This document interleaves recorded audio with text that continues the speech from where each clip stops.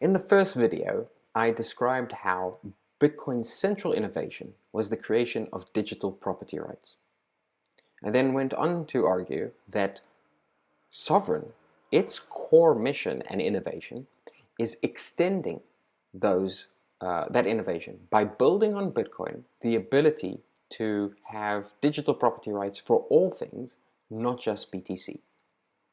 In this video, what I'll look to examine is why is that valuable for SOV stakers and for Sovryn? How is that value created, and how does that compare to the theory of value being created in other parts of the crypto system? So, to do this, we need to start with the basic idea of where value capture in these types of systems happens. And the answer is network effects. The theory goes that actually before we get to the theory, what network effects mean is that as you have more participants, more users, more members, the value goes up for them because of their ability to benefit from collaboration with more and more members. So a network becomes more valuable not only to itself, but also to its users as it grows. This creates not just the ability to create value, but also the ability to capture value because it creates a natural moat. Everyone wants to use that network which is most significant, which is largest. So how does this apply to crypto? Well, the theory goes that Ethereum, Solana, all of these different systems have value and are able to capture value because of the network effect of their chain. Their chain is expected to be the relevant and important network. And this makes a lot of sense if you are looking at the world of crypto through the prism of a technology play.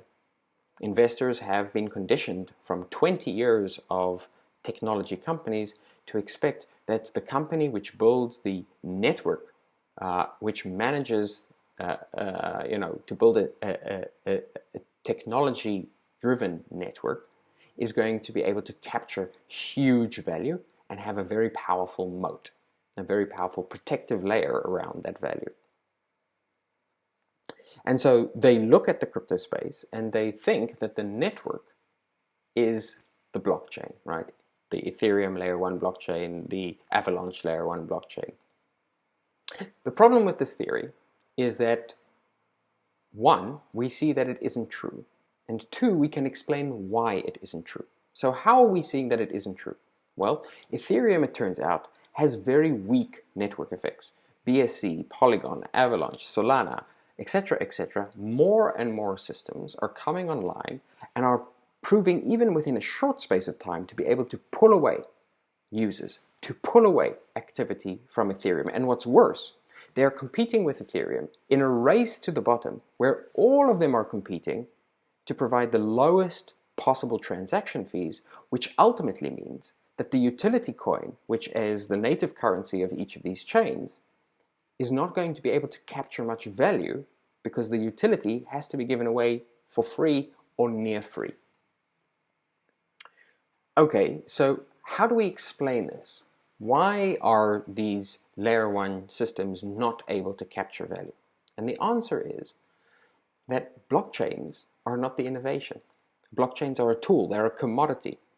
The commodity, right, is the chain. The important or interesting network is elsewhere.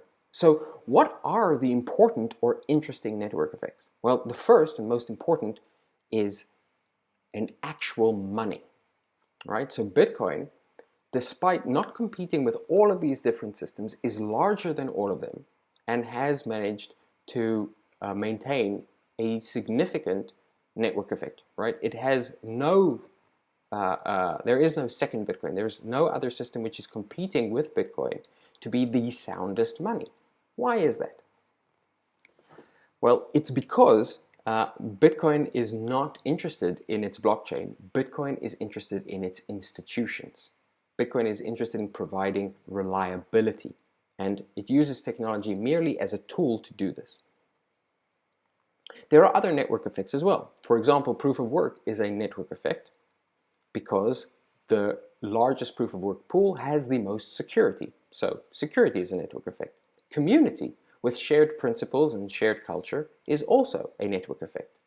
But the second most important, the second most powerful network effect after the money itself, reliable sound money, is a free market.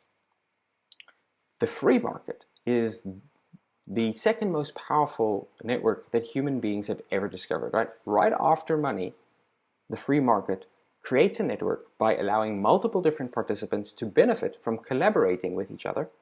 And the more participants there are in a market, the more value they create for each other. So how do you create a free market in this space?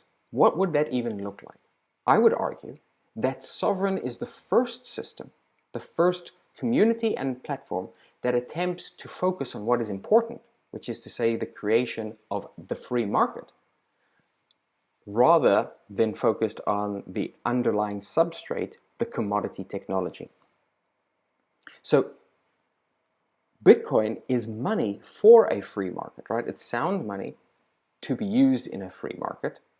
And Sovryn is that free market, which is to say, Sovryn allows for that money to be used to trade any other type of asset by creating generalizable digital property rights. So now anything can be a digital property which can be traded against Bitcoin. And Sovryn also creates the institutions that allow for that free market to exist. So free markets don't just exist out of nowhere, right? We are constantly threatened by regulation right now. And free markets exist in some countries, but not in others, because of the borders and the rules that are set up to create those free markets. For a free market to exist, it needs to exist through and be supported by institutions. And what Sovryn does is, for the first time, it creates those institutions in a globalized, borderless, network-driven way, rather than through a state. It does this through the Bitocracy primarily, but also through a shared set of principles and cultural norms which drive what Sovryn is creating. So I believe that the most powerful network effect is the network effect of the base money. But the second most powerful network effect is the free market supported by not technology, but institutions. And therefore, the most valuable thing that Sovryn can do is build the set of institutions written in code that extend Bitcoin's functionality, allowing for Bitcoin, the free money, to be used in a free market. In the next video, I'm going to argue that this requires Sovryn to be built from the ground up for sovereign scalability.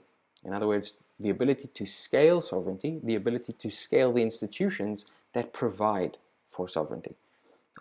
So I hope you'll enjoy this video and the next.